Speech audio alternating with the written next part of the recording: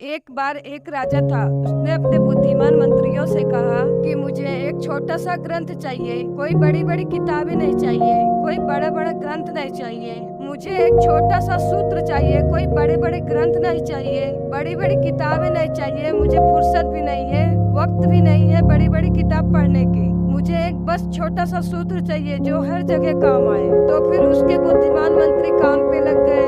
उन्होंने बहुत सारी ग्रंथ पढ़े, बहुत सारी किताबें पढ़े, बहुत सारे वाद विवाद किए, फिर भी कोई निर्णय नहीं निकला। फिर उसके बाद एक मंत्री बोला, हमने इतना ढूंढा फिर भी हमें कोई उत्तर नहीं मिला। मैंने सुना है हमारे गांव के बाहर एक बुद्धिमान बुद्ध जी रहते हैं, उन्होंने आत्मज्ञान को प्राप्त कर लिया है। अगर हम उनके पास जाएं शायद हमें उसका आंसर मिल सकता है। फिर सारे बुद्धिमान मंत्री बुद्ध जी के पास गए। उन्होंने अपनी परेशानी को गौतम बुद्ध से बताया। फिर गौतम बुद्ध ने बोला, मुझे अपने राजा के पास ले चलो। जब गौतम बुद्ध जी राजा जी से मिले तब उन्होंने बोला, ये लीजिए ये अंगूठी। तब उन्होंने बोला, ये मेरे गुरु के गुरु, गुरु के गुरु, गुरु के गुरु, गुरु के गुरु जनरेशन से आ रही है। इस अंगूठी को लेने से पहले आपको एक शर्त माननी होगी। वो शर्त है कि जब आप किसी बहुत बड़ी मुसीबत में है, तो जब दुनिया के सारे रास्ते बंद हो जाएं, जब आपको पता न लगे कि आपको आगे क्या करना है, तभी उस अंगूठी का हीरा निकालना है। हीरे में जो सूत्र लिखा है तब वो पढ़ना है। मैंने अभी तक इसको निकाल के देखा नहीं। क्यों? क्योंकि मेरी जिंदगी में कभी ऐसी सिचुएशन आई ही नहीं। किंग को बोला,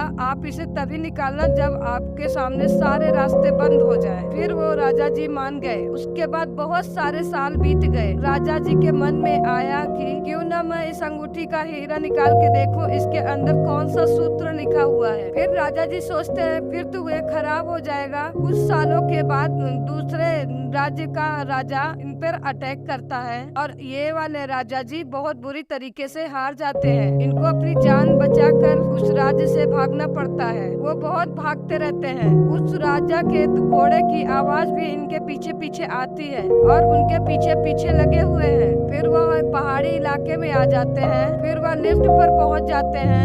एक तरफ गहरी खाई होती है और एक तरफ राजा के मंत्री आते रहते हैं। उनके घोड़े की आवाज उनको सुनाई देती रहती है, उनके पास आती जाती है, उनके पास पास में आती रहती है आवाज। उनको उस अंगूठी की याद आती है। फिर वो अंगूठी निकालते हैं, अंगूठी का हीरा निकालते हैं, उसके पीछे जो सूत्र था उसे पढ़ते हैं। ये वक्त भी बीतेगा। जब वह यह सूत्र पढ़ते हैं तो वह राजा डर के मारे कांप रहे थे। वह राजा जी बिल्कुल शांत हो जाते हैं। दूसरे राज्य के घोड़े की आवाज भी कम कम होती जा, क्योंकि वह सोचते हैं कि वो राजा कहीं और चले गए हैं, क्योंकि वह अपने घोड़े को रोक देता है। फिर कुछ दिनों के बाद दूसरे राज्य का राजा अपने दरबारियों को इकट्ठा करता है, अपने दोस्तों को और अपने मित्रों को इकट्ठा करता है और फिर वो दूसरे राज्य के राजा पर अटैक करते हैं। फिर वह राजा जीत जाते हैं। जब अपने वो राज गद्दी पे बैठते हैं तो वह अपने आप को बहुत ही अच्छा मान सम्मान वाला मानते हैं। इनको बहुत ही ज्यादा जीत का घमंड होता है। फिर वह अंगूठी की लाइट उन पर आती है और फिर उन्हें याद आता है।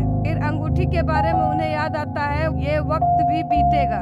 यह सुनकर जो उनका घमंड होता है, जो उनका वो सब शांत हो जाता है। उनके मंत्री पूछते हैं, राजा जी आपको क्या हो गया है? अभी अभी तो आप इतने खुश थे।